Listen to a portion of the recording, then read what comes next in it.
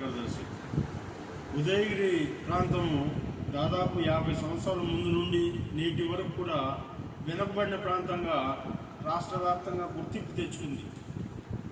ఈ గుర్తింపు పోవాలని, ఈ ప్రాంతంలో ఉండే ప్రజల జీవితాలు బాగుపడాలని ఉదయగిరి జిల్లా ఉద్యమాన్ని భుజం మీద వేసుకొని కొంతమంది మేధావులు, లాయర్లు, టీచర్లు, తర్వాత డాక్టర్లు వీళ్ళందరూ కలిసి ఈ ఉదయగిరి జిల్లా ఉద్యమాన్ని రూపకల్పన చేసుకుని ఈ ప్రాంత అభివృద్ధి కొరకు, ఈ ప్రాంతంలో ఉన్నటువంటి ప్రజల అభివృద్ధి కోసము ఉదయగిరి జిల్లా ఉద్యమాన్ని ప్రారంభించడం జరిగింది. మిత్రులారా, ఏ ప్రాంతమైనా బాగుపడాలంటే మొట్టమొదట నీటి వసతి ఉండాలి.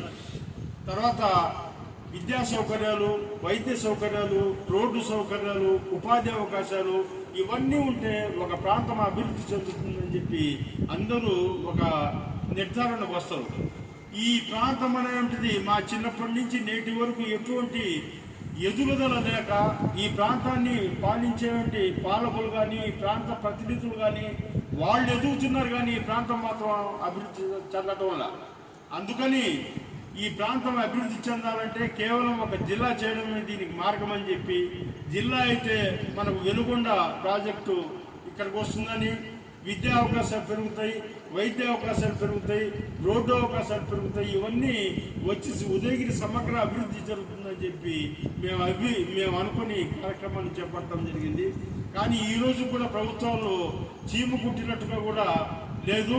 అందుకని జన విజ్ఞాన వేదిక, వెనుకబడిన ప్రాంతాల అభివృద్ధి వేదిక, తర్వాత ఉదయగిరి జిల్లా సాధన సమితి, వెలుగొండ ప్రాజెక్టు సాధన సమితి ఇవన్నీ కలిసి ఒక రూపకల్పన, ఒక కార్యాచరణను రూపొందించుకోవాలని చెప్పి అనుకొని ఒక కార్యాచరణకు వస్తున్నారు.